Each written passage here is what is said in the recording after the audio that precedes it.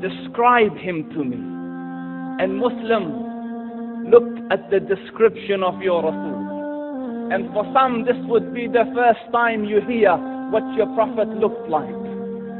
I saw a man of striking appearance.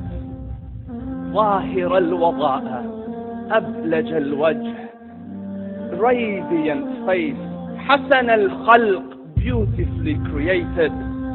لم تعبه السجلة, his belly wasn't protruding. ولم تزر به السعلة, nor was his head disproportionate and small.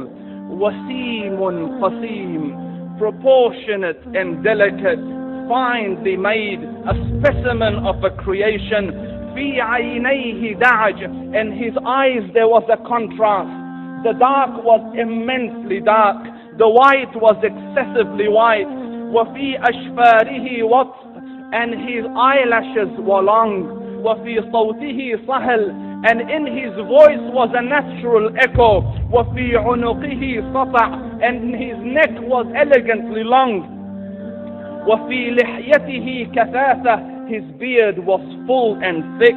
أزج أقرن, his eyebrows were arched, but they were not joined. It was separated. In Samad فعليه الوقار, when he was silent, dignity covered him.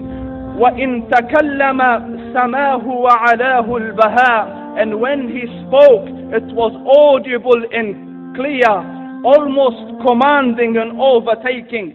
أجمل الناس وأبهاهم من بعيد, from afar the most striking and outstanding in appearance.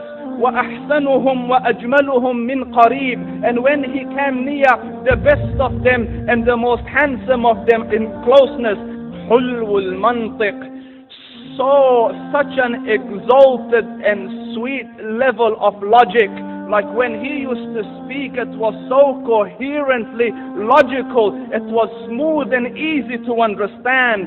فصل لا نزر ولا هزر, he was to the point, not excessive, nor too short. كأن منطقه خرزات نظم يتحدرن, his logic, his utterances, his words were like jewels coming out of a necklace, calculated, polished, one after the other. It would flow magically. ربعة, he was medium in height. Your eye didn't have to strain to look up at him, nor was it tedious to look down at him. He was a comfortable sight to look at. له رفقاء يحفون به, he had friends, the people that were with him, they were working around him to try to serve and protect him. إن قال سمعوا لقوله, when he used to say something, they used to hearken to what he used to say. وإن أمر تبادروا إلى أمره, when he commanded, they used to compete to fulfill the command. This is Muhammad Rasulullah. This is Muhammad Rasulullah. Anas ibn Malik says, he says, I came out one night, I came out one night, it was the full moon night.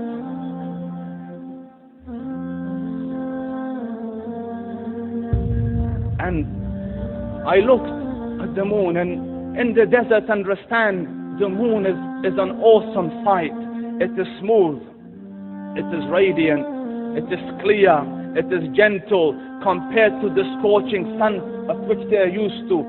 So the moon was the epitome of beauty.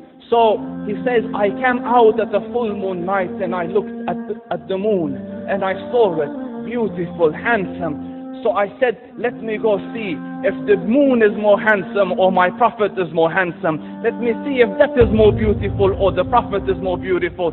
So I went and I saw him standing afar.